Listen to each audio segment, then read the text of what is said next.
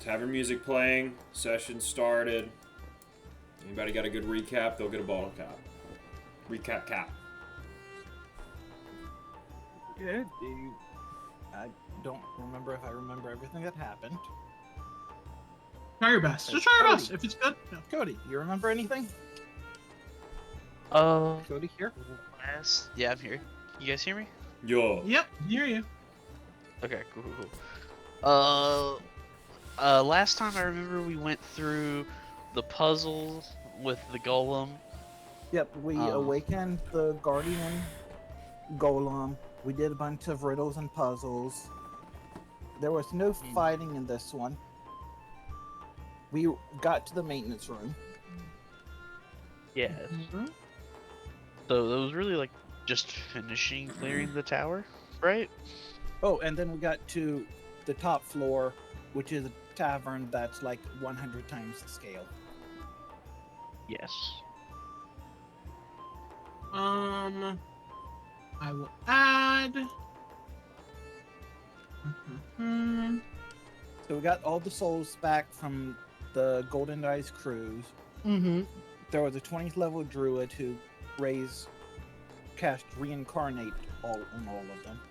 So they're a little awkward being in different species and a couple of them are different sexes.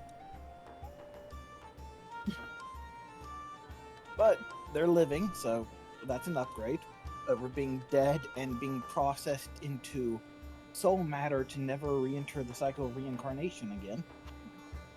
I like to imagine that Cody and Lance would get to the Pathfinder universe, befriend a powerful druid, and then kill themselves to keep rolling to see if they turn into girls. Yeah. Oh, man. But there's already just a potion or a cursed item for that. So they'll There is a- changing. Yeah, there's a potion of gender change. Yeah. Which does weird stuff for sexless species.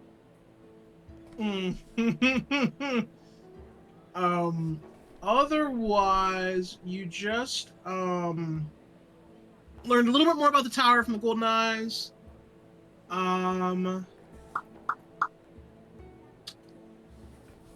Actually, kind of it. You just got a little. You made a deal with them, but I'm forgetting exactly what the deal was.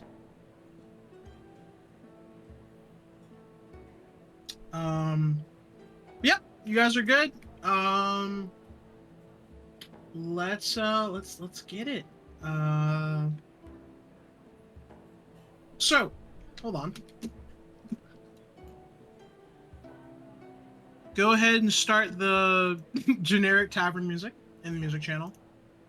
I'll set the scene again. You guys are at about 100th of your normal size. All of your equipment obviously has refitted to you, or maybe it didn't, and this is how everything is supposed to look here.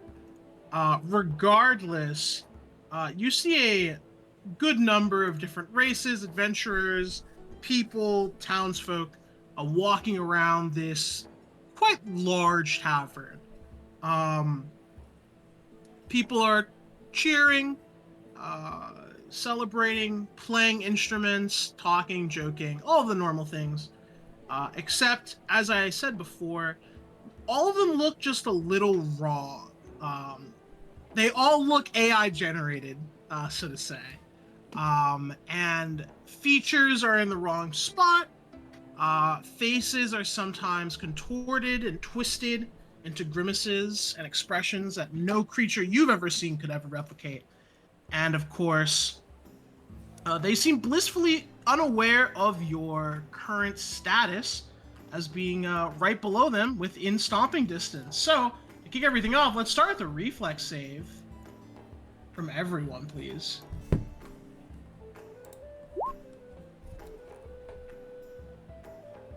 Yeah. I also have a +6 bonus against getting stepped on because Ida's not into that. So, go ahead and add that. What else we got? Hex, Cody. What was the question again? Rolling flex save. A reflex save? Yep, Are we being stepped on? you're being stepped on. Okay. I Can can I make- emergency teleport?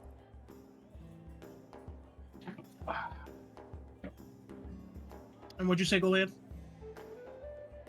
I'm gonna add a +4 to that, Okay. just in Cool, case you're- 37 doesn't make it. Goliath, you're totally fine. Ida, not this is going to kill you at all. Hex, is that your roll? Yep, that's the roll. Okay. Hex and Ida, you both take 59 points of damage. You're avoiding most of them. It's just a busy tavern at the moment. And you are having to dodge quite literally dozens of feet, So that stomping was at you. Fail? Yeah, that was a fail. Okay. 59 points of damage. Gotcha. Yeah, 59 points of damage to both of you. You managed to make it underneath a table, where the risk of being stepped on is prominent but avoidable. Let me move maps to this. Okay, hold on.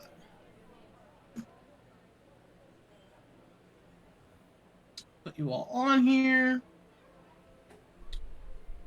Your sizes are correct. Even if you are currently huge, you are still taking up only 1 square. Everything is to size. Relatively speaking, it's not perfect. I didn't break out the calculator for this one, but you get the diff. We'll say that you guys are right. Let's say you're right here. Kind of like underneath the table, hugging the wall. Not a lot of risk of you guys being stomped on currently. Okay. You have no idea what's going on. You were just brought here.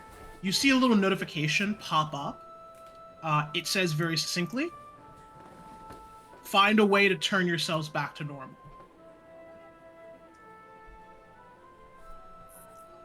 That's it. Have fun. Okay. Wow. If you need clarification on the map, let me know. Are we really tiny? Or are they all really big?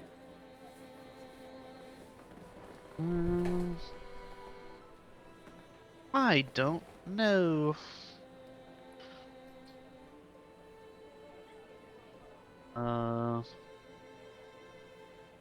Actually, I have.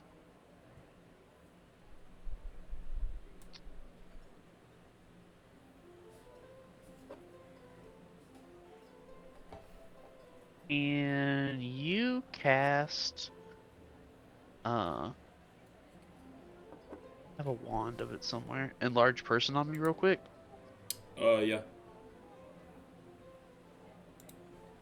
What size are you normally? Large? I'm normally huge.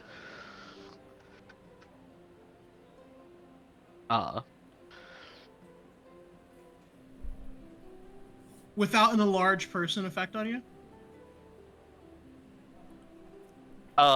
No, I normally have an enlarged person effect on me. I'm seeing if the enlarged person will actually, like, affect my size. Yeah, like if they've suppressed my normal stuff. Because I if you're understand. shrunk, it should let us go bigger. If everything's Yeah. just huge, nothing happens. Nothing Yeah, really yeah. happens. Yeah, nothing really seems to happen. I mean, you are larger than Ida and Hex, relatively, but you are still very small. Okay. We're trying to figure out which scenario is it. Have we been shrunken, and then enlarged person would make him bigger? Or is everything just huge, and then enlarged person just does nothing? Because You're sort of he's getting... at his maximum. You're sort of getting a mix of both. As strange as that sounds. You attempt to, like, enlarge yourself. It doesn't really do anything. And... yeah, everything seems to stay the same. If that was a solution, it doesn't seem as though it's working.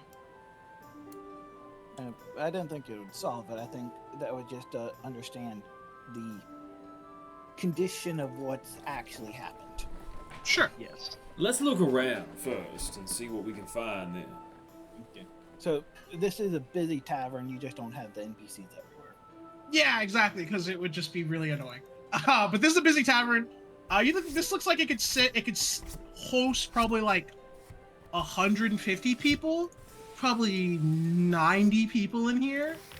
It's very busy. They're walking all about and doing stuff. It would be hard to hear each other, but you have telepathy, so you're fine. Yep, a bunch of booming AI-generated drunkards. Yeah. I can do something And these weird. are like Dolly 2 generation. They're ugly as shit. What are you gonna do, Lance? Something I've never done before because we are too powerful for it to ever matter. I'm going to burn a second level spell slot to cast Summon Nature's Ally 2 to summon a medium creature, a dinosaur. It's a Dimorphodon, which is like a little pterodactyl.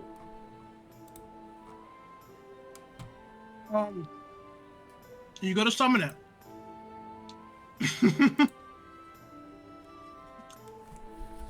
What does this look like, Ida? What does this process look like?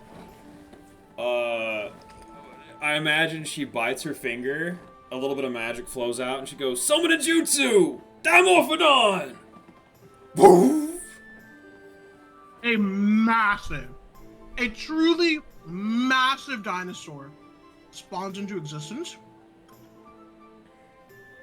The music stops. Everyone turns and looks at it. You blink.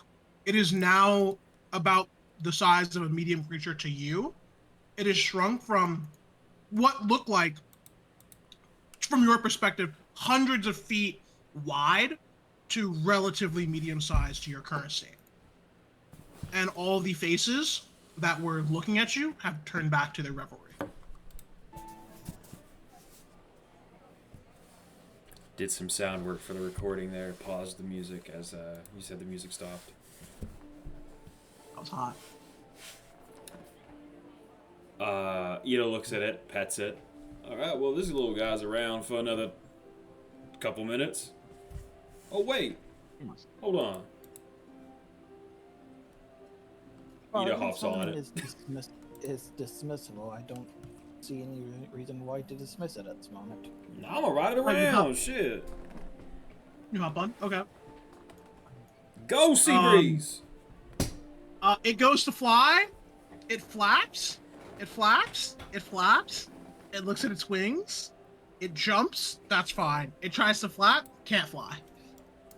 You see a little notification pop up. Teleportation and flying is not allowed on this level. And a little thumbs up. Yeah, we had anti-teleportation on an earlier level. Well, Do we have a list of all banned items? What? Got an idea? System, menu, settings. You're in a level, not at a console where you can make controls or things like that. I was seeing if it would respond with the list of challenges or what setting we're stuck on. I have an idea. Here. Wait, go, Leah. You have an idea. Go first. Yeah, I wanna. Is there, like maybe a mug that's a little unattended?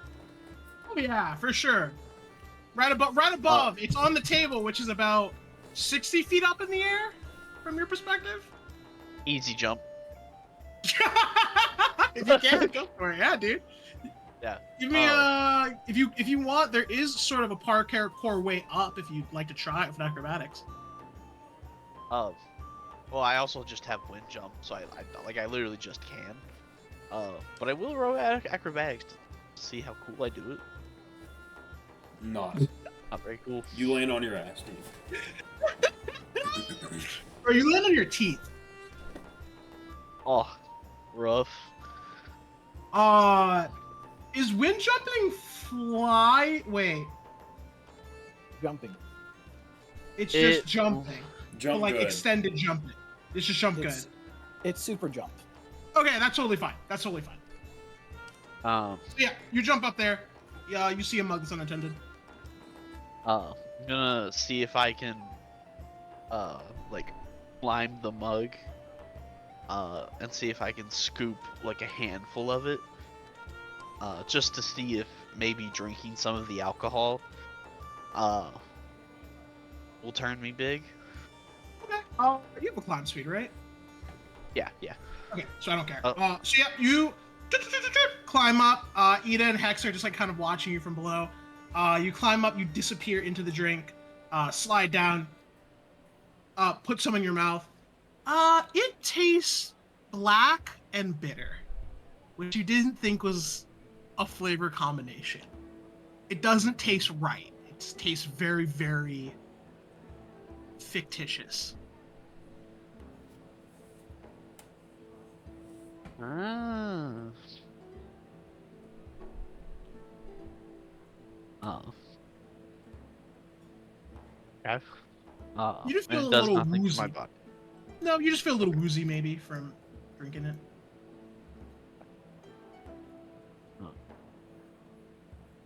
I don't think it's in the beer. You guys have any ideas, Ida? Oh, I got an idea. Ida walks up to the wall. Mm-hmm. And is going to try and climb up to the window. Okay, you got it. You're climbed up. Okay, I want to look out the window. Light is coming from outside. It looks like it's evening. Ida, you see horses and people and a stereotypical medieval village, but how do I describe this? They're all moving at about 5 frames per second. I'm gonna break the window. I'm gonna try to break the window. Okay, give me your best shot. All right. I will sunder it. So a natural 20. It's not a natural 20. I just have it set that way because it makes me feel better. And it Does it? 147 points of damage. You shatter the window.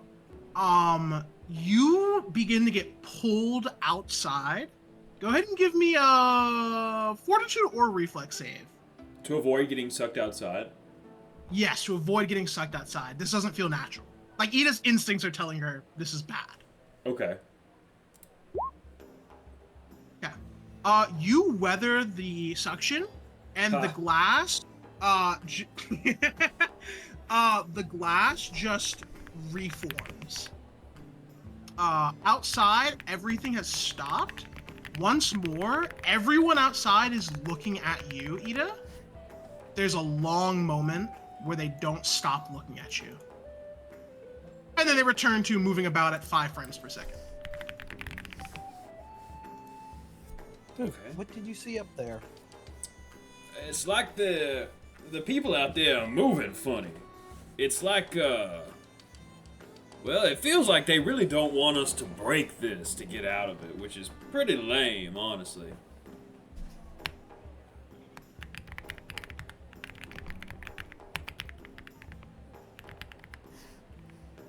Hex, what do you think we should do? What if we set the place on fire? I like that idea. Shit, hold on a minute. Ida takes a deep breath. Flames start to gather around her. I cast Firestorm. What's the radius of Firestorm? Yes. 2 10-foot cubes per level. I'm level 13. 26 10-foot cubes. 26 10-foot cubes, so 260 feet. Yeah. So you can do in a line. Okay. I will try and find stuff that I think is like particularly flammable. Sure. To like try and really start a fire. I get you. Okay. So you go ahead and cast the storm onto the tables, and as many like burnable things as possible. combined with the candle wax, or the candle wax and leftover oil from the very greasy food they serve here, a section of the tavern begins to ignite, essentially. Everyone, how do they respond to this? A person who looks more right, like they look defined. They're wearing some sort of like magical, arcane infused robes. They look young and quite honestly attractive, handsome, but a little bit still very experienced. They walk over and with a flick of the wrist, they wash away where the flame started. People who look like they're about to panic stop and they just start clapping towards the stranger. As he turns, you think for a moment he acknowledges you, and then he walks over to the bar over here. I want to follow him over there. What do you guys want to do?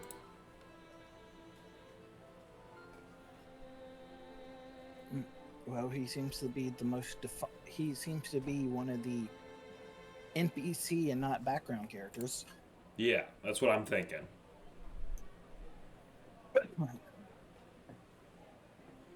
Works. Okay.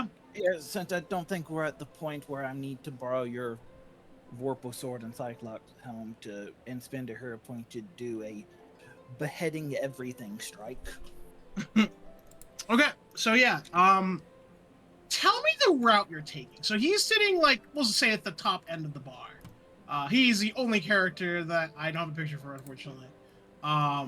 Just think of a handsome man. I'll see if I can find something really quickly. He is, just sitting at the bar. What is the route you guys are taking? Remember, it is very busy. Well, you didn't say burrowing was illegal, so I'm going to burrow under the ground. Hell yeah, you get over there. Can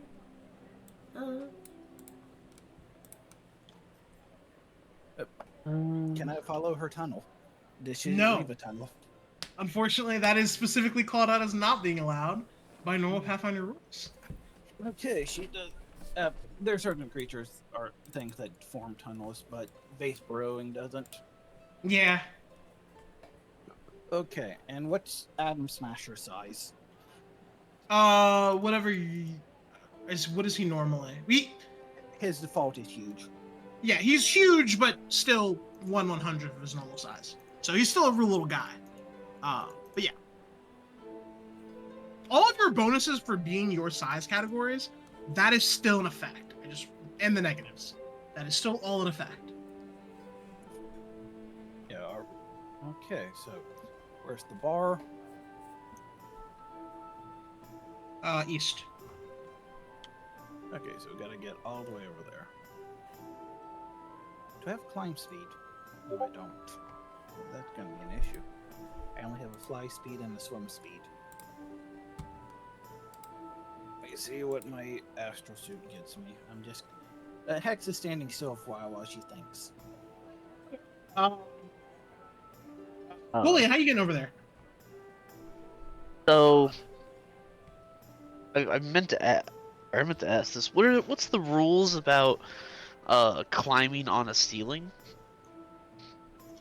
You can by rules Yeah, you should be able to. if you have a climb speed. All right, I do. Yeah, you'll okay. live forever. You're good. Hey, Hex, would you like me to carry you? Oh, you can do that too. Yes, I'll just ride the bull.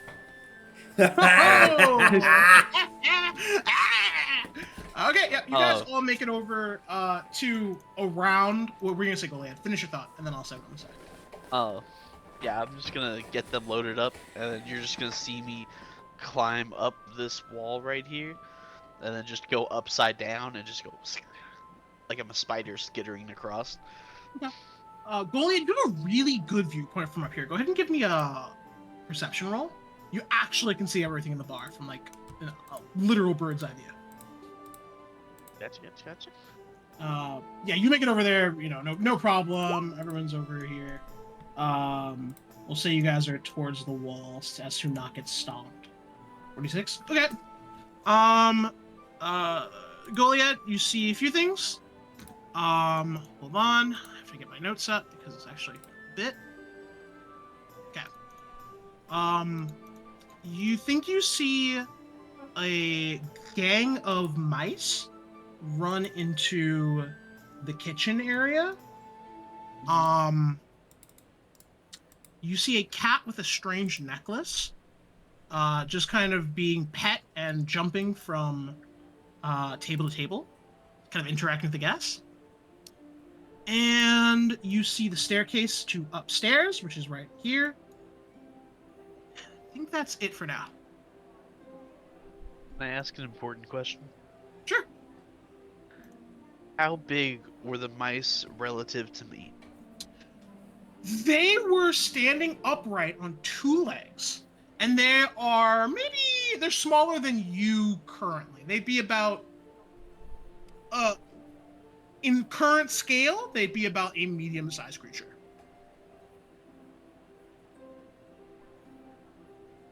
Like they're like around your guys' relative current height.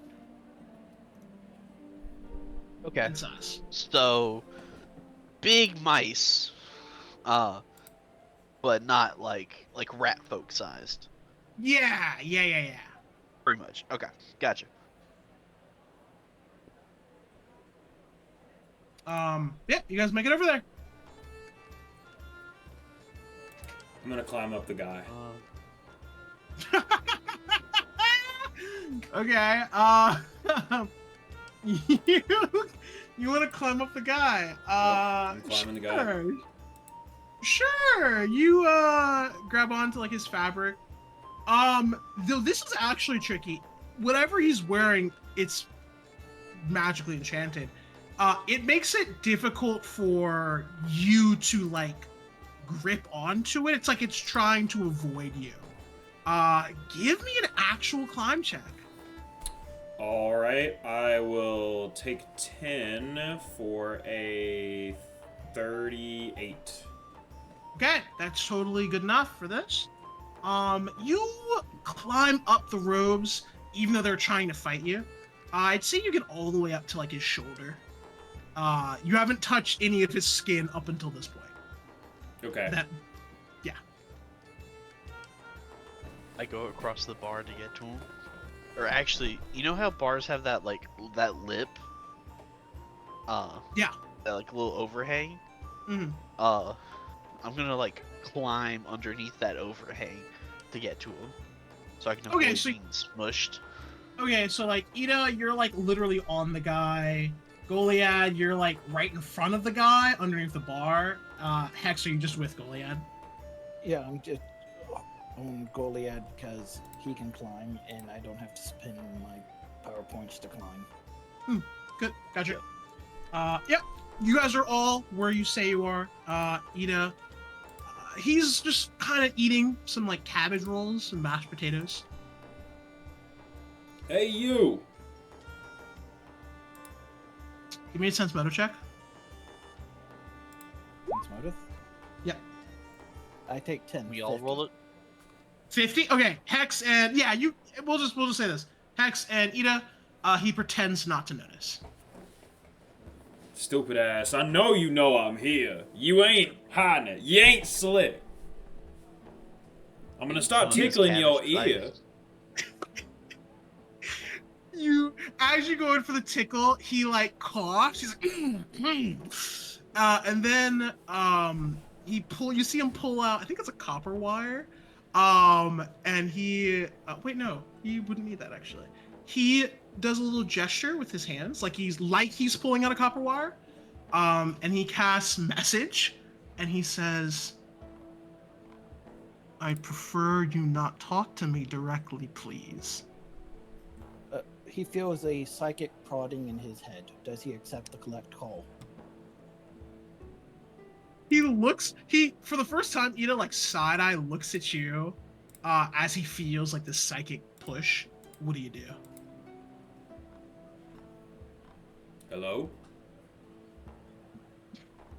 Okay. He accepts. He can hear all of you in your heads and in his head. Are the mashed potatoes good? They look good. Oh, the mashed potatoes are quite good. They are quite good. Telepathy. This is useful. He's looking at you, Ida, very subtly. You can tell he's talking towards you. He says, "I don't believe I'm understanding why you're here." Wait, no. Were you brought here against your will? Oh no, baby. We're here completely of our own volition. Okay, you seem to be afflicted with some sort of shrinking spell. Are you alright? No, can you fix me? Suppose I could, but,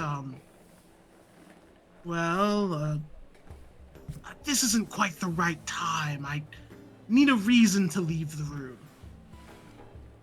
Well, I already lit a fire and you put it out. Oh, I got a good No. reason for you. Hold still. Ida's gonna cast Wait, create what water are you about to? on his pants. So it looks like he peed himself. I give you a reason, damn it. Get your ass out of Take a here. villain cap for that. Take a villain cap for that. Take a Thanks. villain cap for that. Thanks. He does Oh, line yeah. up moves slightly closer to chaotic evil. Uh, he goes far. Can I knock Again. over a? Can I knock over a beer so it looks like he just spilled instead of pissed himself? So here's what happens. Ida create waters and drenches his crotch area in his pants, and then you punch over a beer and it splashes across his chest. He's just drenched, bro. He looks down and goes, "Oh, where am I? I need to." And he just gets up. He starts walking towards the stairs. You notice a few people are staring at him. They're not talking. They're not doing anything but staring. Their heads like twist and crone far more than their bodies should allow as they continue to like lock onto him. And he heads upstairs. In your heads, you all hear, "God damn it! Was there not anything better you could do to excuse me from the room?" I think it was fair. These people ain't even real. I mean, You're not real. one prestidigitation and you're fine, right? I don't know that spell. Oh, bummer. My servants do. Several spectral servants prestige and they're 1/500th of a square foot at a time. Because the scale. God. Yeah, he's so large. They're like slowly cleaning him up. Yeah, there's like 10 of them doing 5 feet at a time. Yeah, he's so wet. He's like making a trail of liquid as he's moving. Prestige. The servants are currently trying to clean him as he's walking up. He has sort of grabbed you, Goliad, Hex, and he has you like in his hands currently. And he just sort of like motions for you to like jump on like his robes or like in his pocket. You get me? I claim this pocket in the name of the dead man dice. Ida, you're still on his shoulder as he's kind of walking carefully as to make sure you don't fall. He makes it upstairs. There are still people up here. There's a group of people sitting here that are playing cards.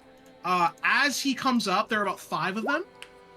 One of them locks onto him and keeps following him. He just kind of gives them like a friendly wave, and it seems like that calms them down. He moves over here into, let's see, right over here. Yeah. Okay. Hold on. Gotta reveal areas.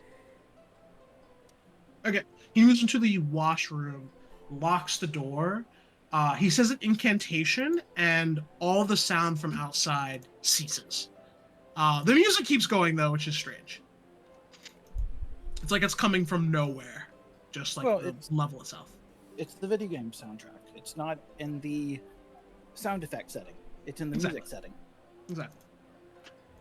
He kind of lets all of you down and says, "All right. Who are you exactly?"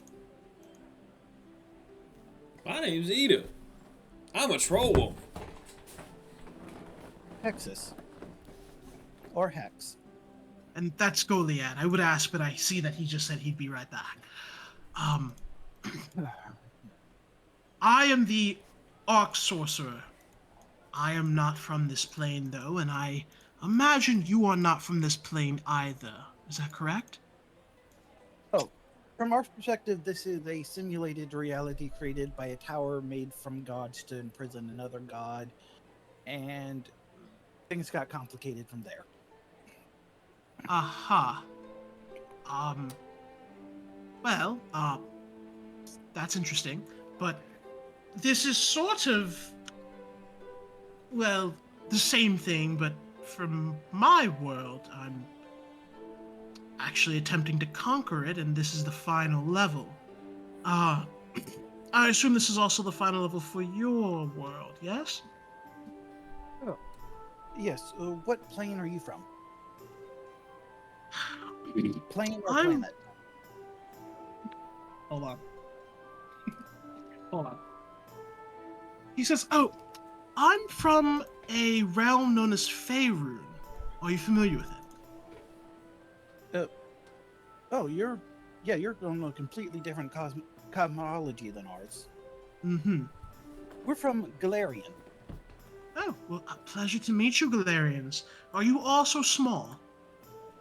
No. No, did you remember the dinosaur that appeared for a moment and then shrunk? Yes, that was jarring and very disturbing. Oh, that would be about our normal size. Interesting. And then it shrunk. Okay. What is the challenge that you were extended here? Oh, the system notification was find a way to return to normal. What was your system notification? Mine's was to make contact with 3 different groups and, well, something. Help them? I assume. It wasn't very detailed on what I'm supposed to do when I meet them. Well, we're a particular group you could be trying to interact with. Suppose that's true. Even if we're from outside the tower. Yes. Oh, did you ever find a way to get into the maintenance room? No? Amateur. Anyway, you wanted to be returned to normal, yes? Oh, yes, please, if you could. That'd be so swell. Of course. He looks at you, he begins to make incantations, and you watch as the arcane energy begins to swell around him. It's purplish, and the little sparkles and dots slowly begin to surround the 3 of you. They circle and circle and circle, and then nothing happens. And he says, "Oh! Hold on one second. Can telepathy transmit images as well?" We've been using it as such, so sure. If not, I can use the power armor collective's mind load to guarantee it does.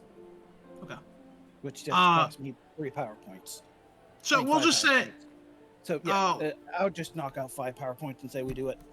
okay. He sends an image to all of you. It's his system screen. It looks different than yours, but it's easily legible. In a language that looks most comfortable to you, it says, "These heroes have not met the prerequisites yet. Size reduction failed. Or size increase failed, excuse me." Oh, I guess it doesn't want us to use outside help for that part. No, I'm reading it a little bit differently. Maybe there's something you have to do first before you can return to your normal size? It's probably a checkpoint we have to meet. Strange. Maybe it has something to do with the cat and the rats. Oh, wait, you saw the rats, you said? Yes, we saw a cat and several walking upright rats. Huh. Those might be some of the people I'm looking for, actually. Not the cat, the rats. Where did you see them again? Who saw them? They were I just, did. Yeah, they were just there. I mean, about our size. They looked like they were planning something. I don't know. They looked suspicious when they ran off in a direction downstairs. Where did they go to? Do you remember? Looked like the kitchen. He says, quick trip. Yeah, sure. And he grabs all of you, either your soul on the shoulder. Yep. He walks back downstairs, and heads over to the kitchen with all of you in tow. He says something under his breath, and you all feel like you blend in a little bit more. Hold on.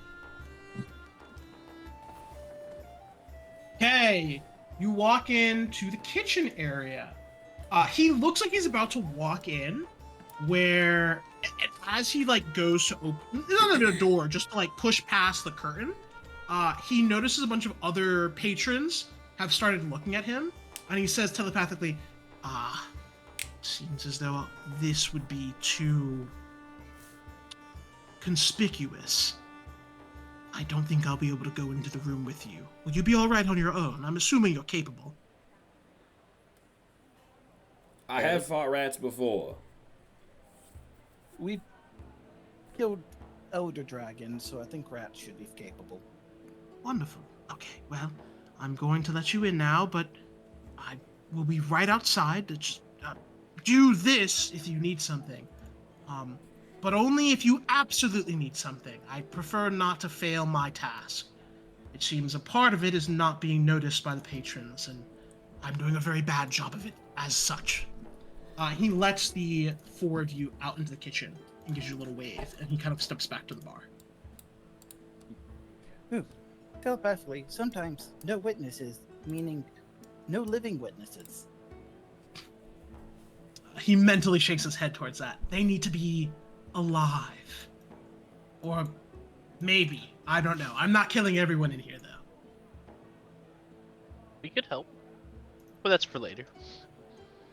I'll consider it if I can't find a solution. Alright, well, let's start You looking guys- around then. Step into the kitchen. There's no risk of being trampled in here. There's only maybe 4 or 5 people moving in and through here. And you guys are pretty fast. You can just get out of the way. There's a lot going on in here. There's food kind of spread throughout the tables. Cutlery over in the corner. Plates, dishes. 2 of the chefs are yelling at each other as they're preparing food. In a language that doesn't make sense or work. And Ooh, it's their faces are in blank. Simlish. Yeah, they're talking Simlish, essentially, yeah. Yep, they have no faces.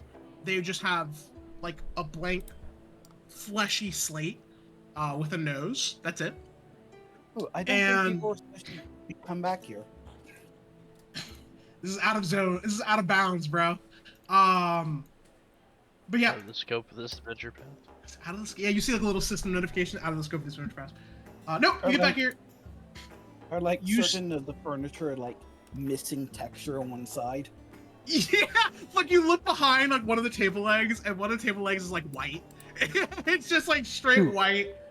Goes into fractals. Looks straight out of Pokemon Scarlet and Violet. Just pure Yeah. freaking crayons. Ugh. Yeah, no, it's getting worse as you go through here. You're looking at things that aren't rendered. essentially. You're seeing like a plate, but it's like low polygon. But yeah, you see this hatch, which clearly goes down, it goes to the cellar. There might be more to notice here, but you'd have to search the room.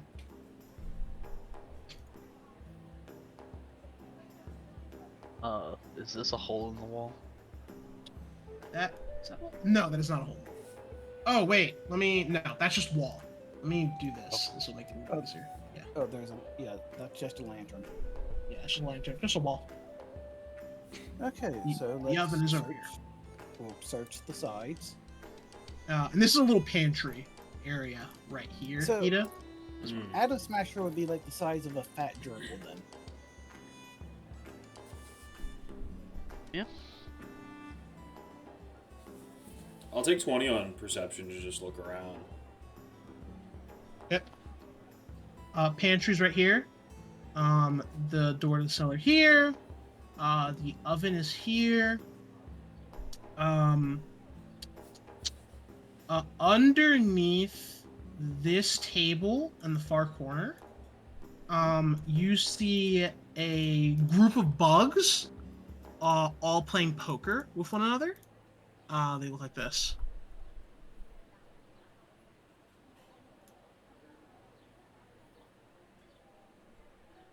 Them NPCs. Just like that. They're just playing poker with each other. Sweet. I'm going to talk to the bugs. Before Hex does that, Edith, anything else you want to look for or do in this room? You also see little paw prints leading into the cellar. They look like little mouse prints. You're a druid, you know what this is. Yeah, Ida's assuming this is the way we need to go, so I will just meet up with everyone else. Okay. Hex, you go over to talk to the bugs. Yep, I'm going to see if I can talk to the bugs. Okay. They're currently handing out a number of cards. And they kind of look at you as you approach and they say,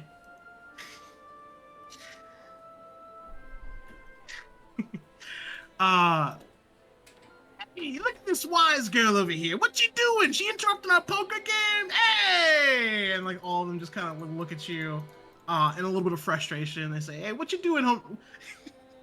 What are you doing over here? What's the game and what's the buy-in? The buy-in is food scraps.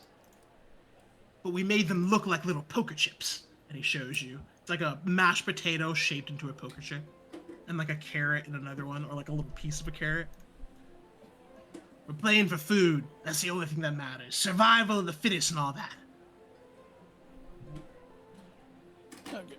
So is there food on my way up there, like from the table? Yeah, sure. You can just say that you have some.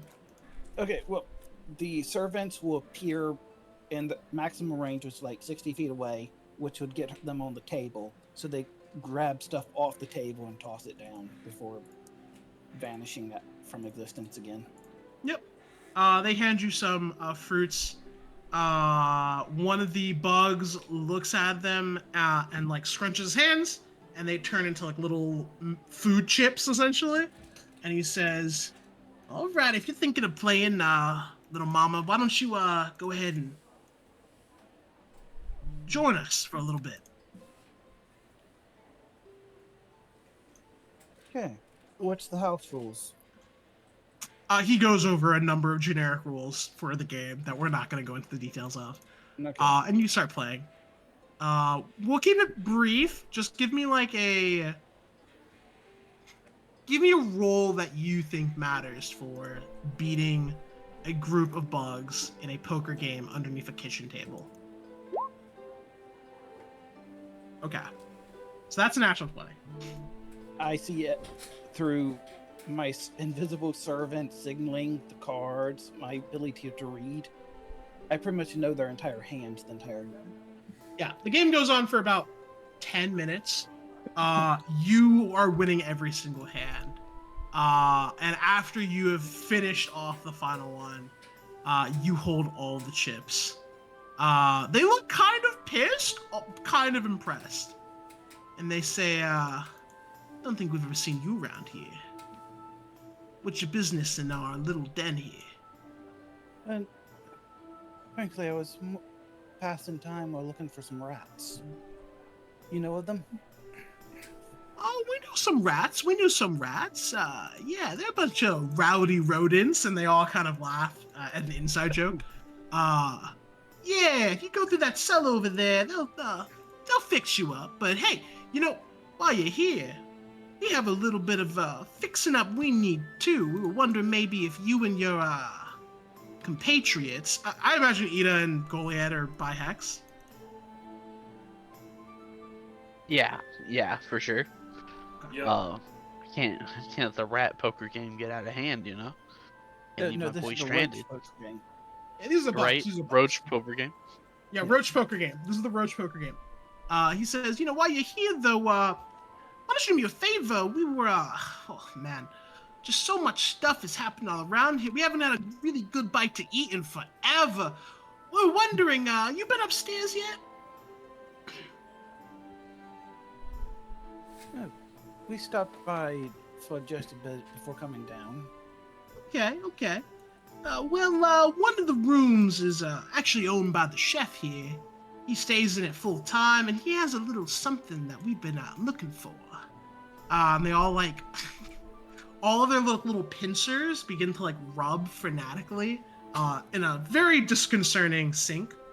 And he says, "We're looking for a little bit of his." I don't know if you've heard of it, but honey maple. Did I call it? Yeah, berry maple honey. It's in a little jar he keeps by his bed in a locked drawer. It is the best stuff we have ever smelled in our entire bug lives.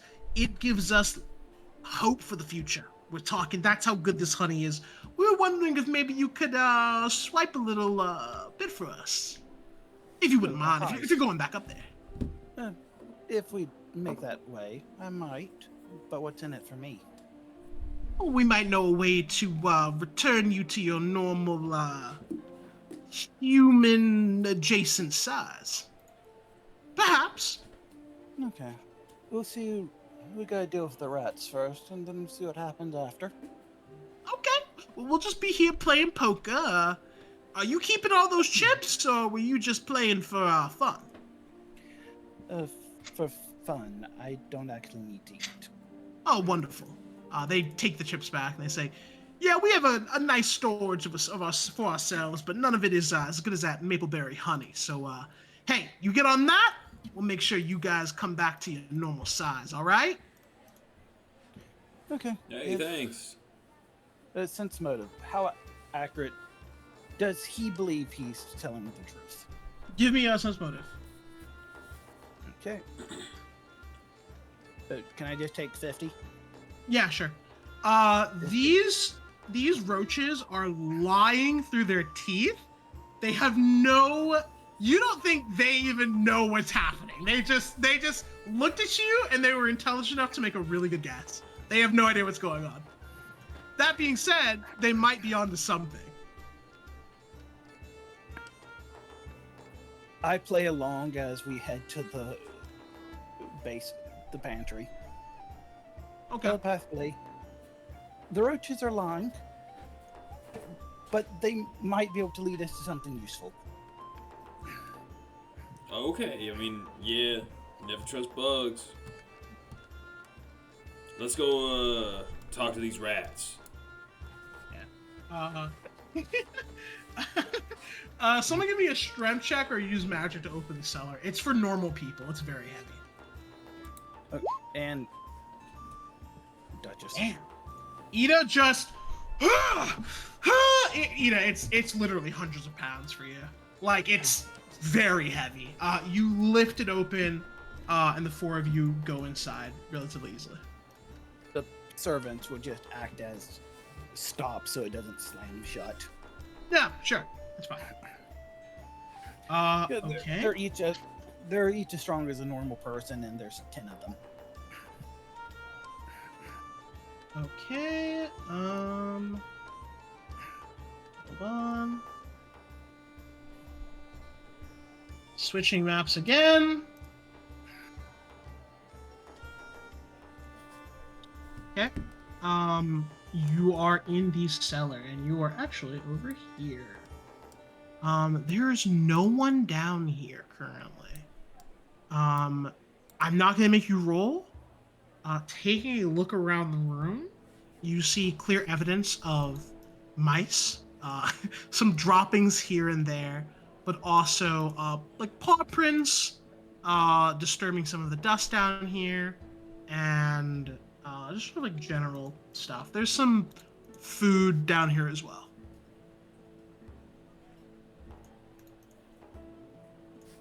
You see one of the rats over here. It looks like they're hiding from you. Collective talk. All right, boys, let's get them. And I'm gonna start. Should probably. Oh. Should probably not attack them. You weren't planning on just straight up fighting them, right? Well, they're hiding. I was gonna run after them at least, scare them a bit, you know. Oh yeah.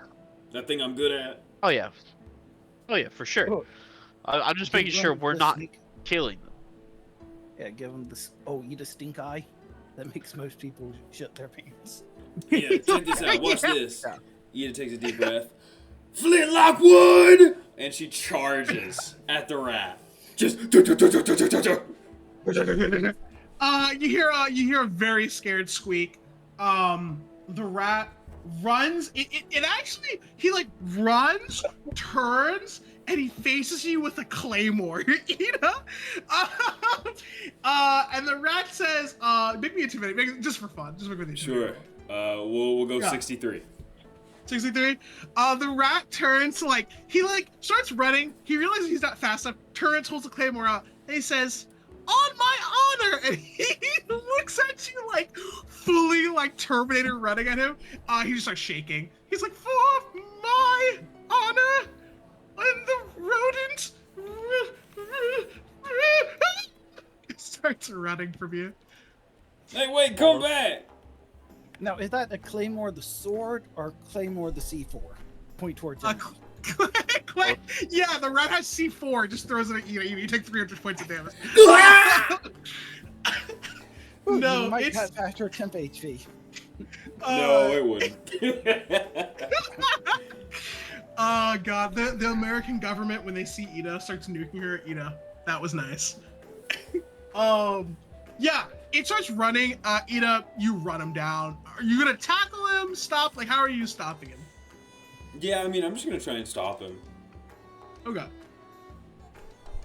You just kind of grab the little rat person, and as you just kind of stop him from moving, grab him by the shoulders maybe, you hear the sounds of dozens of crossbows and bowstrings being pulled, swords being drawn, and you see a bunch of little mice and rats all step out. They have little shields made of like bottle caps or something. Nice. Or little pennies, little silver coin shields. They have cloaks that are made of celery and lettuce, and they have little bits of cheese on their belt of different colors. It looks like potions and stuff like that. And they literally probably I'd say 30 of them appear, and they say, "Halt, intruder! You shall not kill Mousert this day. We will defend our ally. Here, for the rowdy rebellion." And they are all locked and trained on you. Ida, what do you say? Ida stands up, full height. Where is your leader? You watch one mouse in armor decorated with cheese. It looks like fake gold because there's just cheddar cheese on it. Steps up. He has a golden sword and a little crown made of copper wire. or like just a little wire. Kind of steps up, puts this massive sword down in front of him. The sword is like a toothpick, and looks at you and says, "You are speaking to the leader. What are your demands?" He's kind of looking at you. I wish to know how to escape this place and return to my full form.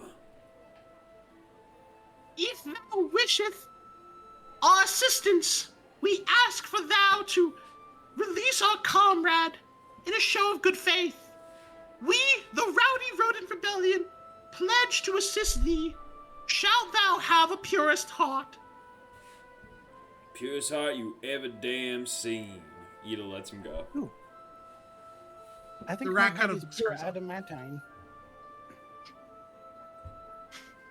Semantics is not a game we shall play here. At the very least, we appreciate you letting Mousert free. Who are you, strangers? Looks at Goliath, Hex, Ida. They've kind of lowered their weapons, but they're still like ready.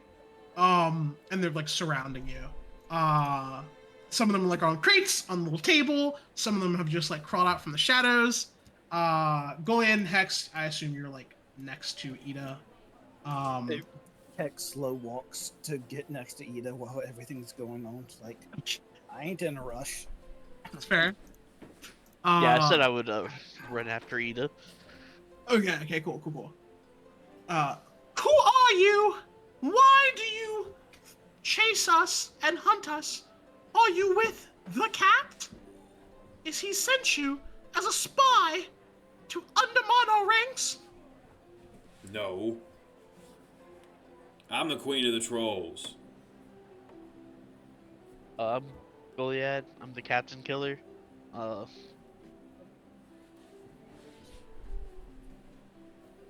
Ooh. Are any of you a captain? The mouse talking says, I'm King Arthur. King counts as captain in this particular context.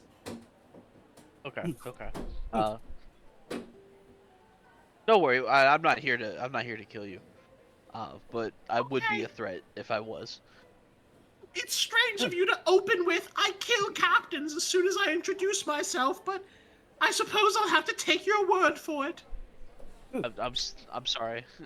That's what I'm known for where we're from. It makes sense in the context of where I live. I understand why it doesn't here. That's my bad. It does make sense from his locale. I am Hex, Empress of all machines. 39.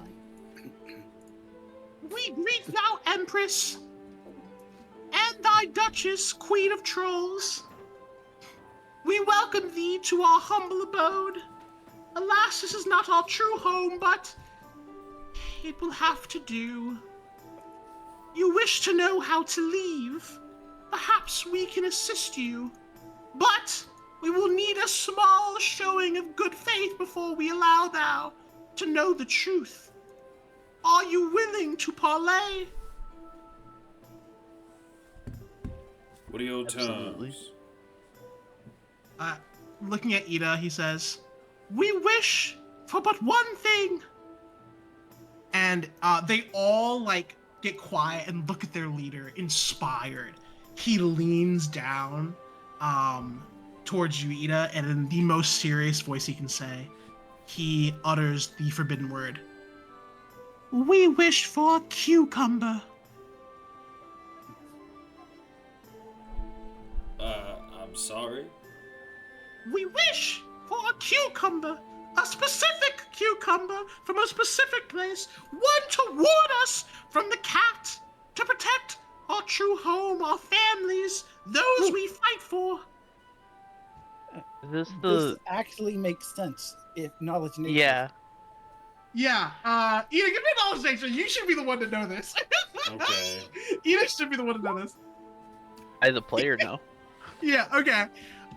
For your information, sometimes cats mistake cucumbers for like snakes or like predators, so they'll like fight them or run from them. Frequently they freak out and run. Yeah, they usually freak out and run. Alright. Whatever.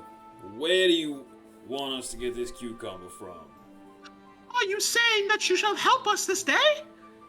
If you swear to return us to our normal size and you ain't lying, sure. The king jumps down, walks over to you, Ida, and he takes a knee. He says, I swear upon my duty to the rowdy rodent rebellion as King Arthur the 14th. I was crowned in last week. I shall assist you in returning to your normal form should you deliver the cucumber to us. What do we think? I think we're just asking, which cucumber? I said it's a specific one. Do we think he's lying about helping us? Like the bugs were? Yeah, the bugs were making a guess. Yeah. Did you sense motive? Okay. Yes. 49. They seem extremely honest. None of them either look like they do anything with magic. So like that's already kind of red flag. But you think they do genuinely want to help you, at the very least. If They you might not know how, but they'll put their resources towards it. Yeah, like, and they might know something, but you'll have to find out. I know. They know the legends and bullshit of this setting, so. Okay, which cucumber? One of the rats pulls out a sketch. He says, "This cucumber." He hands it to you. It's a very artistically depicted sketch of a cucumber. It looks like a cucumber. And Are there where any is like? the cucumber? Hex first, and then go ahead. Hex, what are you gonna say? Where is this specific cucumber? It's in the pantry on the kitchen, at the top shelf.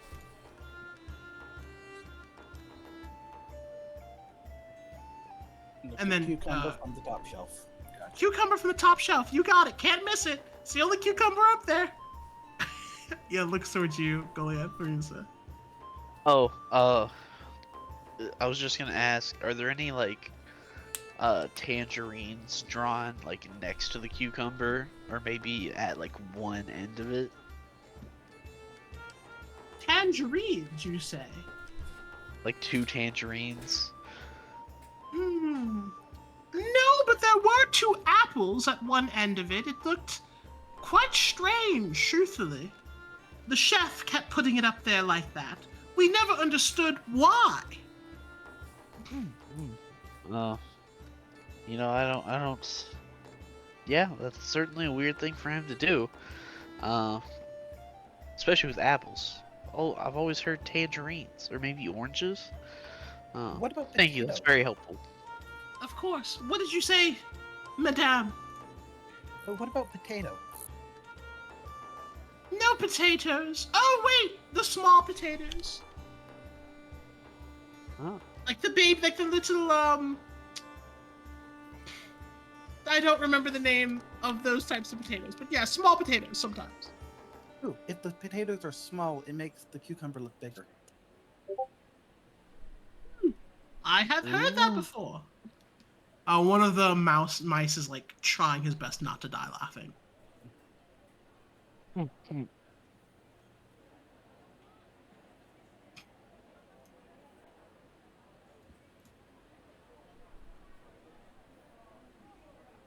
Well, I suppose we could keep standing here staring at each other, or...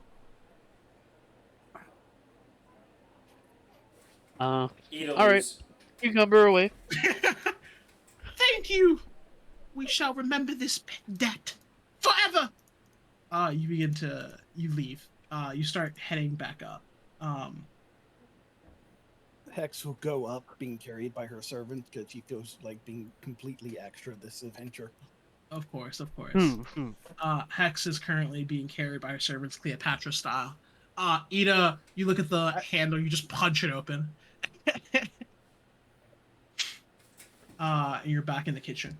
I told the rodent I was Empress of Machine, so I might as well exit like such. It's true. You hear in your mind the mage says, Did you find anything? Just more questions. Very odd setting. Rowdy Rodent Rebellion, Arthur the something.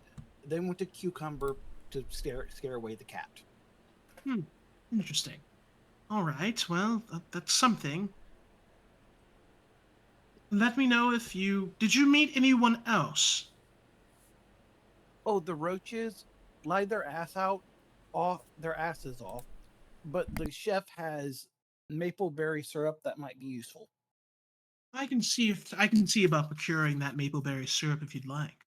He does keep his door locked. I might have a spell for that.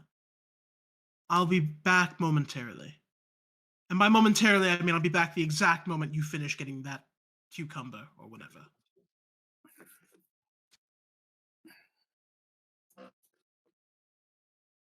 And yeah, he goes to do his thing.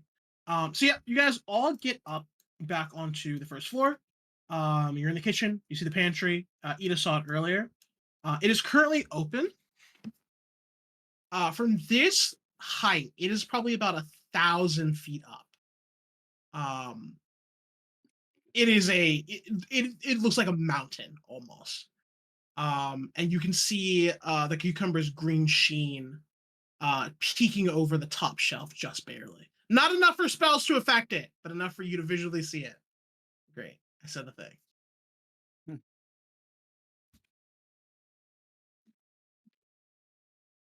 You said it's maybe functionally about 1,000 feet. Yep. About 1,000 feet away. Okay.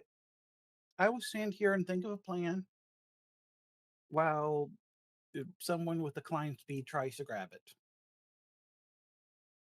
Oh my god. I'm sheep. Goliath, this is your moment. Oh yeah. Hey, I'm a legendary climber. You gotta go, Leah. Let me know if you need anything. Yeah. You know what? You know what? I can take 10, but I'm gonna roll anyway. Even though This I is have never- a climb speed. This never ended well. At the very least, you... Okay. You begin to climb up the pantry. I guess you're climbing like on the side. It gets slippery, and the DC goes from like 30 to like 50. Because there's like grease stains on the sides where it would be easiest to climb to. You got 57, bro. You keep going. You keep going. You make it almost all the way to the top. You're about 900 feet up. Make me a fortitude. Is it fortitude? No, make me a con check. Low altitude? I mean, high altitude? No, just like exhaustion from exerting yourself. You're fine. You feel a little bit tired, but nothing affecting you. There's about 100 feet left. 2 more shelves. It looks like the sides are like broken. There is not a way to climb into the top shelf very easily, at least. What are you doing? Okay.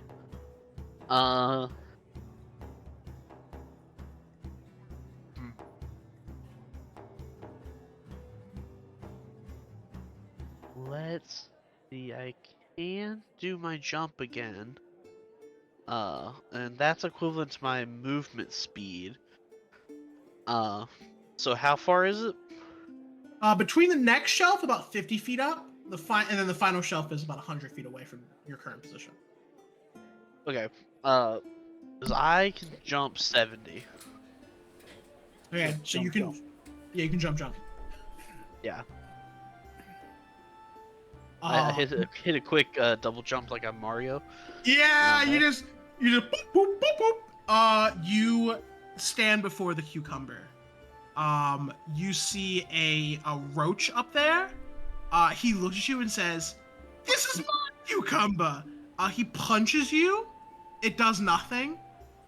He says, Oh, I think I've made a bit of a mistake, actually. I don't know what this cucumber is. You can take it. You're fine. Just go for it. I would like to take a hand and grab him and say, "You've hit me. You're helping me carry it down now." Okay. That's cool, buddy boy. I'll help you. He goes to the other side. He lifts the cucumber. He says, "Okay, how are we getting this down?" Uh, let's just carry it over to the side a little bit. Hmm. Okay. Do you think you guys could catch it? Yeah, eat it, Hex. On you. Okay, give us a moment. I need to prep something for this. Okay, Atom Smasher, prepare for combo. It nods. They combined into the Gatai Golem. Mm-hmm. Form Power Armor and Veil Shifting. I switched my Blood Axe temporarily towards one of the Spear Shaper that gives me the Telekinesis Spear. I shift home my Spear Shaper talents and my Form Power Armor to get Telekinesis. Extend range, increase weight I can pick up, and then I ready an action to when it gets in range to telekinetically grab the fallen cucumber. Okay, that was the most technical explanation of catching a cucumber I will ever hear in my entire life. Is there like a kitchen towel that I can tie it to the cucumber so it has like a parachute, so it falls a little softer? Yeah, give me a knowledge mechanical or like a Profession Sailor. It's sailing. Profession Sailor actually would work. You're right. Build a sail. Okay, all right. Yeah, so you push. So with the help of the roach, you tie a little towel you found nearby. It's like one shelf down. You just jump down, grab it, jump back up. Tie it, parachute it, push it off the side. It begins to fall, but then catches on the parachute. It doesn't feather fall, but it is falling slower. Slow enough that Y can accurately catch it without having to roll anything, or Hex can. And Hex lowers it down to the ground. Ida, you've sort of been watching all this happen. As soon as it gets to the ground, this is such a weird. Do you have any linguistic skill, Ida, or like sense motive? One of those two. I have sense motive, and I have a helm of comprehend languages. Okay, the help of comprehend languages. It's like you hit like a conditional event as you guys are lowering it. Oh my god, Ida, you notice, one of the chefs says, "How many cucumbers do we have left?" And then you can tell they are about to approach. The cucumber is about to get to the floor. You guys are all visible. This feels forced, like you're supposed to do something. What are you doing? I will burn another spell slot, a first level spell slot, to summon a little tiny dinosaur. It's like one of those dinosaurs that go in packs or whatever. And then it is going to just try and bite him on the ankle. Bite one of them on the ankle. Oh. Okay. All right. What are you gonna say, Goliath? So I'm still on the table with the roach. Yeah, you're at the top shelf of the pantry. You're about 1,000 feet up. So roaches have this thing where they can like flap wings, I'm pretty sure, right? They can glide. Don't they have? Yeah. Yeah. Hey, I got a glider. Yeah, the roach says, okay, stop. I don't need you ripping off my wings or anything. Just, he like kind of scuttles over to you. He lets you get on top of him. He's like, oh my god, how much have you been eating? Lasagna every night? God, Yes. I'm sorry. Don't worry, you're gonna get some scraps when we hit the floor for your payments. Okay, all right. Oh god, it's like 500 fucking pounds. He jumps off and begins gliding down with you on his back. Ida, the dino bite works, and the guy he like feels the bite, looks down, sees the dino. He soccer ball kicks the dinosaur into the wall, and it becomes paste. Oh, Just little like buddy. actual paste. In that moment, he like kicks the dinosaur, watches it splatter against the wall. He turns around, and in perfect fashion, the four of you have already left. You're back downstairs. So just the slight noise of the cellar door closing. Yeah, exactly. It's like a little heist moment. You hear your mage friend saying, "I found the sweet maple berry honey if you want it, but just let me know. I'll be sitting out here." Okay, we've secured the cucumber. This is the first time I think that has ever been uttered. You have secured the cucumber. All right, that's fine. He just lets it go. You guys get back downstairs. The mice are waiting, and they say, "The cucumber! You've attained it! Oh, with this, people will no longer have to squeak and heal for the spider cat thing. Sorry, it has so many legs. Thank you so much." The king takes the cucumber and hands it. Like a bunch of workers come grab it and like run off. Ida, you watch the rats run into a wall and like despawn with the cucumber. We did it. The Arthur says, "Now, you have assisted us, as you said.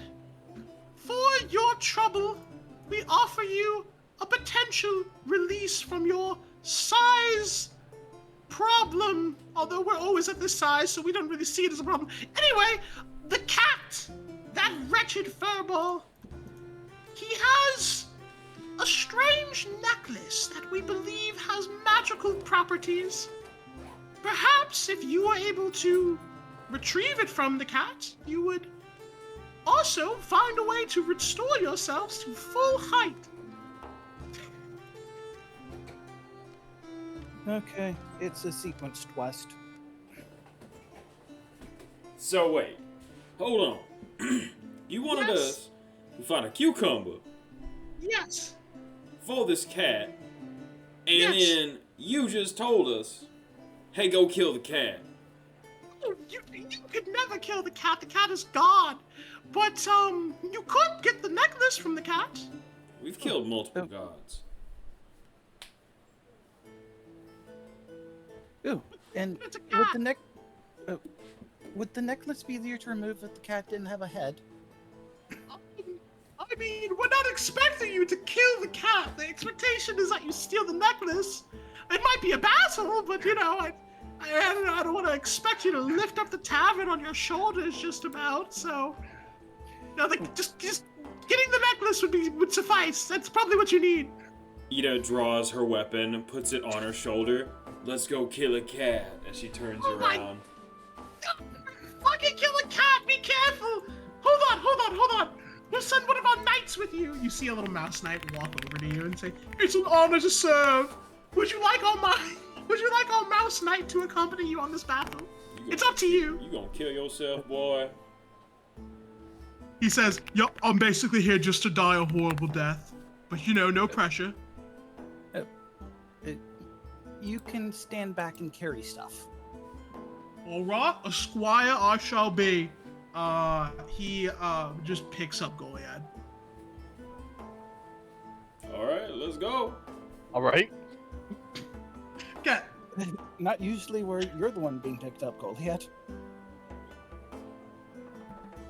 Yeah, it's a new thing for me. Don't hate it. Goliad figuring out he's a sub right in this moment. You Okay. return up top. Mage friend, have you seen the cat? Oh, yes, the cat is just sort of around. Yep, you can just find him if you'd like. But yeah, now we have to get now we're on the next step of the quest. Now we have to get the necklace from the cat. Oh, that might be really difficult. He's in the middle of the room, the most dangerous portion of this. I mean, it's not dangerous for me, but for you, it's basically certain death. Could you put down Are some you milk for him? We could just put down poisoned milk. Milk could work. I don't have any poison on me. Do you? Let me check. I don't think any that would work at the scale. Yeah, that's true. Well, if it's magical milk, I could, if you have a spell, I could amplify it so that it is potent. Would you like that? What if I dip the head of an ancient progenitor vampire in the milk? You think that's enough? You hear Blood Edge wake up. What? Where are we? We're in a tavern? Why are we so small? Why were you talking about me? And you hear a pause from the mage. He goes, yeah, that would work. Oh, well, okay. Hey, Blood Edge, we're gonna go for a swim, okay? I can't swim. You won't let me regenerate. Every morning you cut off any part of me that's recovered. I call it trimming. Like a bonsai tree. Yes, I call it snack time. Yeah. You guys are freaking psychos. Blood Edge says, I'd really prefer not to go swimming. Maybe there's an alternate end to another quest line where I don't have to suffer? No, that can't be right. DM already said we couldn't kill the cat through conventional means, so here we are. Oh, God. Very unconventional means. He says, God damn it! And we cut to the mage getting some milk from the bartender, pouring it. You guys jumping up onto him, and you're like on the counter, and you sort of like, he's like hunching over the counter to sort of like shield you from like looking eyes. Doesn't seem as though anyone is focusing on him right now, like normal. And telepathically he says, all right, I think I'm granting you enough cover. Do whatever you're going to do. And Blood Edge says, Ida, I am on my neck here. Do not dunk me into this putrid ass milk. Okay, well, I can do this instead. And Ida starts wringing his neck like a wet rag. Her hands are just, the veins are popping on her hands, and she's just wringing out the blood in his body. What's left of it. I hope you regenerate. Oh, baby. This is so terrible.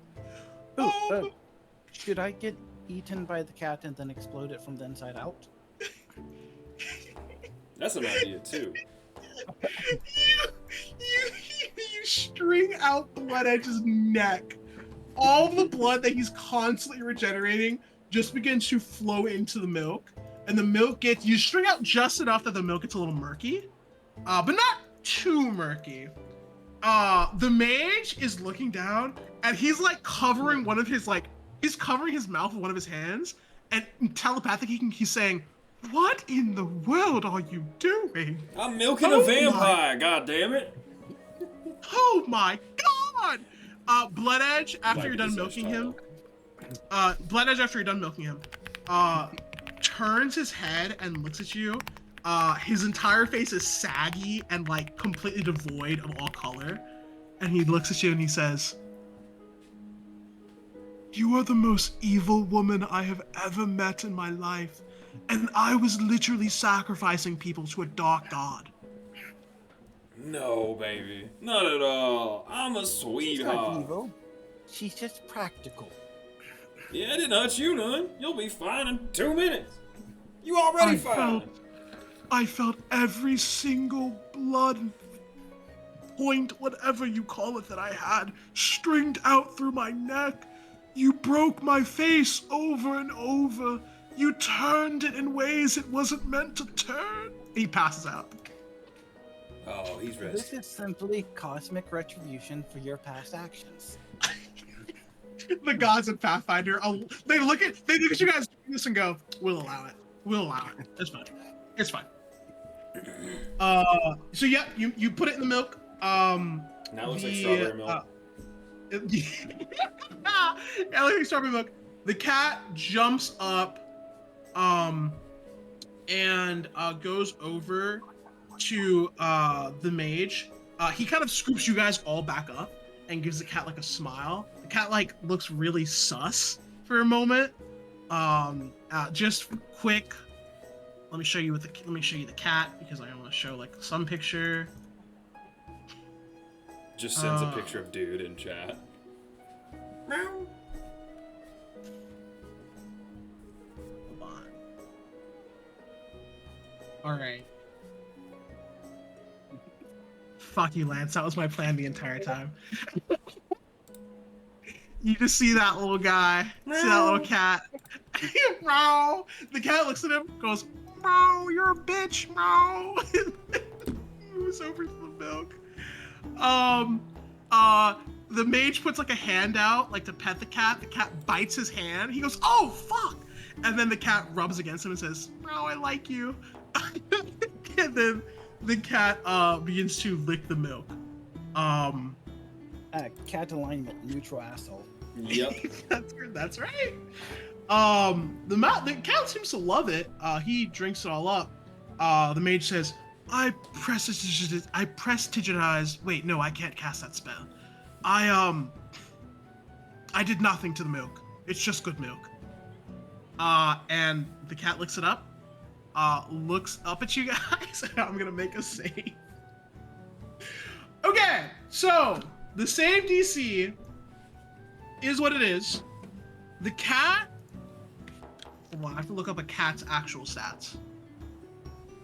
If the cat survives this, the boss fight is going to go crazy. The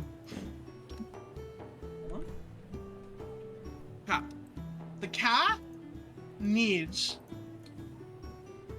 a nat 20. He's going to roll twice.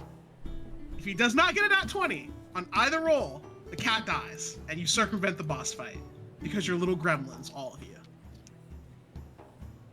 Okay, first 1d20. Okay. Second 1d20. Wow. The cat licks up the bowl, looks at you, it goes, wow, and then it falls over and despawns. The necklace remains. I pick it up and it makes the Legend of Zelda jingle. Yep. I got a necklace. Alright, why do we need this? I don't know. The mouse thought it'd be helpful. I suppose it would. You see a status window pop up, Ida. It looks glitchy for a moment and says, "Welcome, administrator. In order to utilize the amulet, please insert a spell slot." Alternatively, just because Josh was just throwing things out there, you can keep exploring or you can end it here. It's completely up to you. I'm just throwing it out there. I turn to the boys. I like the mouse dudes. I wish they hadn't disappeared. I wanted to bring them along with us. Well, if you're the admin, you can keep them spawned in, move them, like build a separate floor just for them. Yeah. I want some of those mice men to take home with us. Yeah, I want to make it real. That would be a little, yeah. that would be trickier. That's a little bit beyond the scope of what this ability what admin rights allow. All right, you'd pretty much have to find a way to create a miniature version of a portable mini tower to act as a relay to keep them with you. Or literally create new life. Like actually create life. Catch me in the alchemist lab making homunculus or homunculi. We could give them the just honey. ask Juliet. The mage says, yes, you could give them the honey if you'd like. Just for the hell of it, and then we can leave after that? Sure. Oh, good. We have the Okay. exit key. We cut to we cut to you back at the roaches, and they go, "If it isn't our favorite friends, we're happy to see you again. So you get that good stuff for us?" Oh yeah, we secured the honey. Well, we had someone else secure the honey, but it's secured. All right. Let's see the stuff real quick. You got it on you? Let me get a little peek of that stuff. We have the jar. I'm guessing it's being carried by the servants on their backs. Yep. The mage gives you a little mental thumbs up. You give them the jar, and they go. They start drinking like directly from it, and they go, "Oh, that's that good shit, yeah." Oh, yeah, that's good. That's real good. Hey, you did us a good turn there. Whatever your names are. I suppose we might ask you for another favor, but this one helps you out. You see, we the swarm have been trying to expand our territory a little bit. The kitchen is kind of run by a bunch of psychic vegetables at night. We were thinking maybe we saw something that might allow you to turn back to your normal size, you know? But we Maybe already you have kill. the exit key. You have an exit key, so did you just do this to be nice to us? I wanted to see what you did. Oh, I guess I appreciate it, but yeah, I mean we don't really fight. We have other people do our jobs for us, but yeah, those psychic vegetables, they come out at night. You beat them up, maybe you'll turn back to normal. Yeah, I don't really have anything else to say. I don't really understand your motivation anymore, so I'm kind of confused. I wanted to see what your dialogue tree was. Oh well, I'm running out of dialogue right now, so you should best make a decision. Ida, telepathically. Should we kill them? Killer bugs? They ain't even real. I guess. So just when you're done, have the admin access, delete their code. Ida walks up to one of them. Yeah, you walk up to one of them. Yeah, sure. I cup its little bug face in one of my hands. The roach looks at you very scared. I just want you to know, little guy, that when we leave, I will never think of you again. And Ida smiles. He rolls over dead.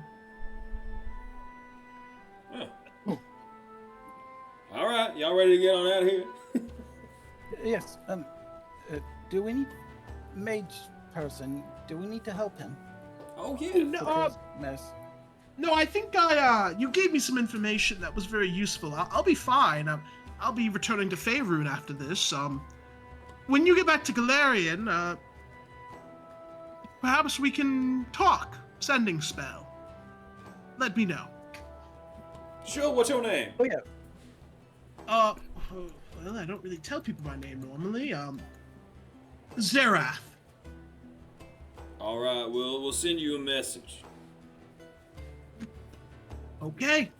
It was nice meeting someone from another universe. It was very pleasant. Yeah. What about I think we to communicate with each other, we might need to use the tower since it appears to be a nexus point between realities. Well, I suppose you're in another plane of existence. The sending spell works across planes of existence, right? That should be enough. Okay. Yep. Sending it is then. That would be your job, Ida. I don't do those spells. Sure. Well, keep in touch. If I can help you again, I will. You've helped me get through the most dangerous part of this tower without having to fight. And it seems you were clever enough to avoid a fight as well. All right. See you on the other side. And Ida starts to hold up the necklace. You hold it up. Make sure I'm touching Ida while she does this. The roach that Goliath Is has it been riding the this. The roach that Goliath has been riding this entire time says, "So, can I go or?" You know what? Yeah, you can. Okay, you have a good one. I'll never see you again. He runs off, and you touch Ida, as Ida completes the spell.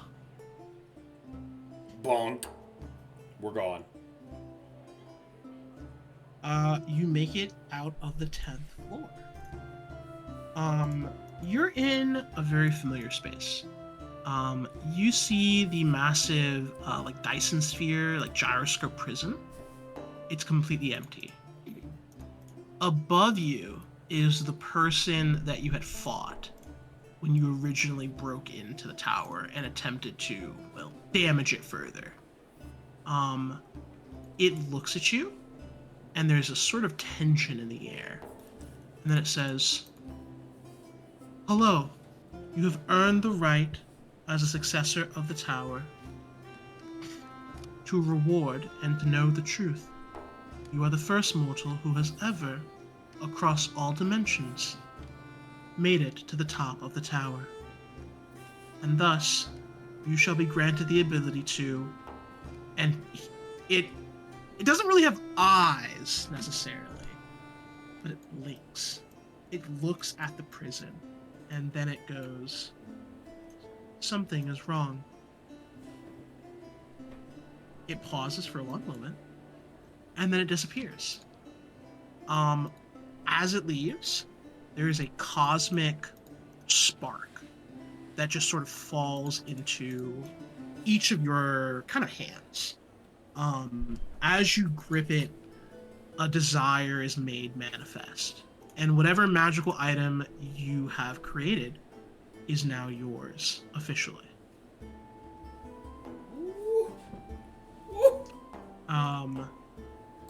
You level up.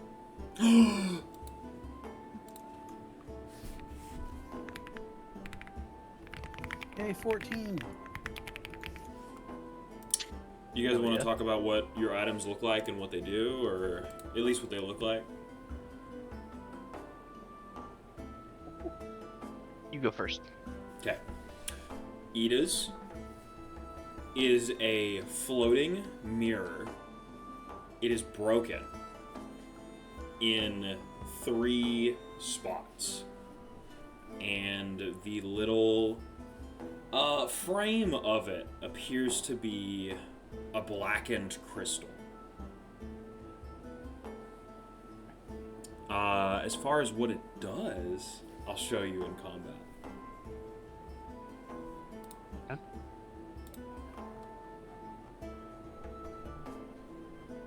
Do you want to go wide, or do you want me to go? Oh, I have mine ready to post in chat. Oh, Oh, let's see. It's a milk of vampire. wow. Oh, that's a lot. That is a lot. The star heart of the false god. That is a lot.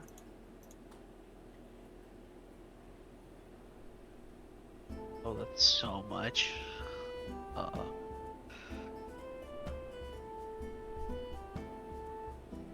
It's a cybernetic exoendoskeleton made of adamantine and the parts of the star stone on the moon. Yeah. So fragment of the much more powerful big thing. Aegis customization, and then you get 1 mythic path that scales. That's Not so full much mythic, stronger. but just the path. That's so much stronger than mine. Mine is like 2 sentences. Damn. All right. It's Well, gonna exist for maybe 4 sessions, and then the campaign's over. then I will just say what mine does. Whenever I hit an enemy in combat, I store their reflection in the mirror. And whenever they try and affect me by something, whether I save or not, I can choose to have it affect them as if they failed to save. Yeah. essentially I can force someone to have their effect happen to them instead. Very useful. Or any Pretty effect sick. that affects you. Because it doesn't have to be their effect. You basically substitution jutsu, but choose someone as your substitution. Yeah. Which is sick. Oh my god, I just have some really strong spells with that. That's actually really terrifying. I just realized. Damn. Okay. Yes. I don't know what it's gonna look like just yet. But I have a luchador mask. And it has like, I don't know colors or anything yet, but it actually goes over my horns as well. Nice. And it's, I'm just gonna post the item that it essentially is.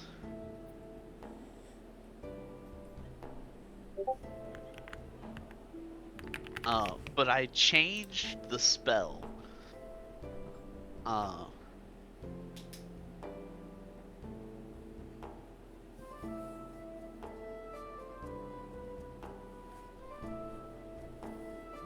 To this.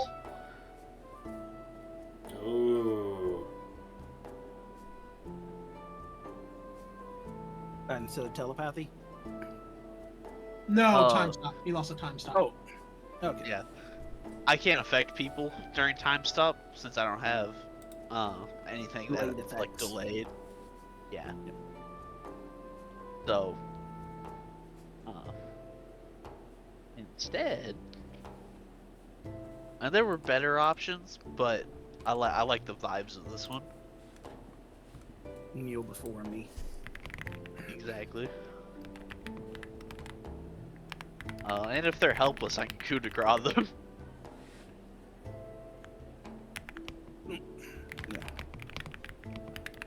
Mine pretty much is just gonna get me the 3 mythic traits from the Will of All path. So basically, at the moment, it's 3 mythic boons, and then a decent item. Wow. Gotcha.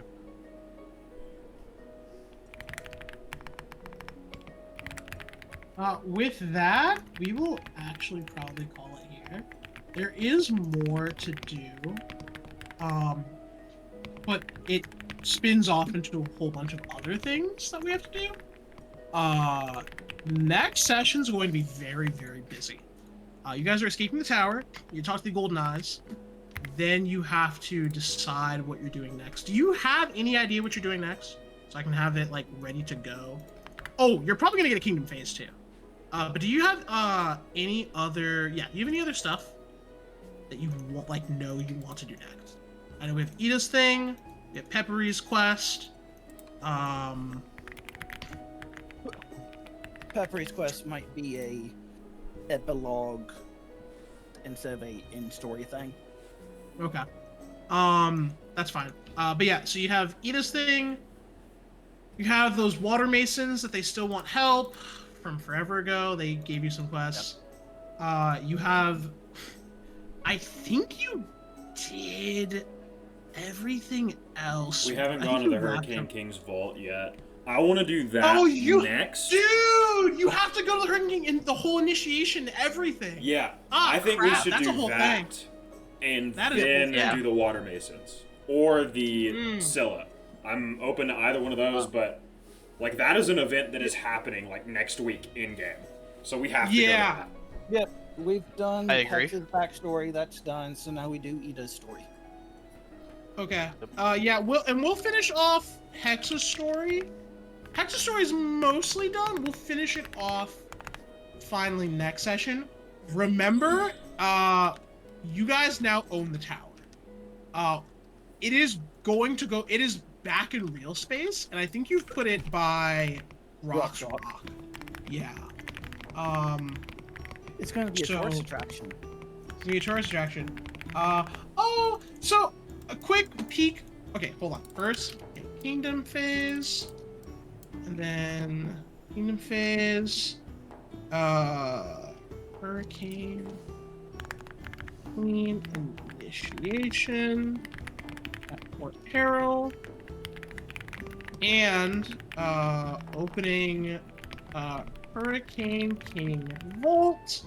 What else did I say? Kingdom Phase, Hurricane Queen initiation at Port Peril, opening Hurricane King Vault. Finish Hex's backstory and talk to Golden Eyes. Is there anything else I'm missing that we just talked about? I'm just making sure. You already put down water masons and stuff like that? No, I forgot. Well, are you guys gonna... That's a quest. Oh, that's... You can do that whenever. Yeah. Yeah, that's not next session. Yeah. That's not next session. Next session will mostly be finishing up Hex's thing, which will probably only be like the first portion of the session. And then most of the session will be the crowning of the Hurricane Queen. Ida. Whoa, that's me! That's me! Okay. So, I actually will just ask, what did you think of the final floor of the tavern? Genuinely. Oh. I like the mouse people a lot. Yeah, I mean, I thought it was pretty silly. So, that's good. Was it fun, silly? I like being small. I thought so. Yeah, I'm asking for actual genuine. You can be like honest with me. I'm not. Parts of it were fun. Yeah. It probably went on a little longer than it needed to. Okay, I get you. Yeah, I'm glad we skipped the parts we did, because I feel like it would have gotten dragged on. I'm also glad we didn't have a boss fight, because that probably would have made it less fun. Then we'd have an entire another session just to do a boss fight. Okay. Alright, good. Yeah, okay. Cool. So good, but lasted maybe a little bit too long. And we hate puzzles and riddles. It's true. Well, I didn't give you any puzzles. I didn't give you any puzzles or riddles. Oh, I know you hated the. Yeah, I know you hated the one floor. Okay. Man, I gotta work on making my content shorter. Actually, Anyway. yeah, that's one good, valid criticism. Your stuff tends to extend. Starts off good, but then it keeps on going. It's like the end of Lord of the Rings, where you keep saying, "Is this the end? Is this the end? Is this the end?" Sure. Okay, that's fair. No, It's that's not very fair always a criticism. bad thing, but sometimes it is. Okay. No, that's a fair criticism. I've noticed it recently, but I'm glad you guys are all being pretty honest, so I think you still enjoyed it. It was just a little long. Okay, cool. Great. Yep, I'm just checking in. I just want to make sure. Next session will probably be a little bit long. There's just a lot to do. There's just a lot you guys gotta do. But yeah, we'll have a good time. As a quick peek behind the curtains, there were 3. So you're not supposed to do all of them. You're just supposed to find one and like lock in on that one. There was 3 different endings to that one. You guys went with the rat ending. One ending was fighting the psychic vegetables. One ending was killing the cat or just stealing the necklace. And the other ending was helping Zerath, and then him being able to fix your height issue, and wild magic occurring. And I'll leave it at that, since I know Lance already is fuming by me saying that. Yeah, I know. My character for the school campaign has some wild magic. Yeah, no, you shouldn't have said that. You shouldn't have said that, bud. You shouldn't have said that. BRB, changing my build to not have magic. Yeah. I thought the point of the school was that we had to have some kind of magic. Yeah, no, he's meaning, but yes, you have to have magic. Just because I have to have it doesn't mean I have to use it in a wild magic zone. It's not a zone. It's if I do something, and there's a chance it occurs. Yeah. When the character tries to push past their actual limits, Oh, okay. like using talents I don't actually have. Yeah. So you're that wild a- magic, but you can. It's pretty like it's not all the time. It's like active. You have to choose to allow it to happen or risk it. Doesn't? I'm pretty sure Spheres does something with that. It does. Yeah. Yeah. Yeah, it's her technique crafting lets her use talent she doesn't actually have, but if she doesn't have it, she has a fail chance and a wild magic chance. Yeah. Oh lord. All right, Yeah. guys. I'm excited to talk But yeah. about our level up next week.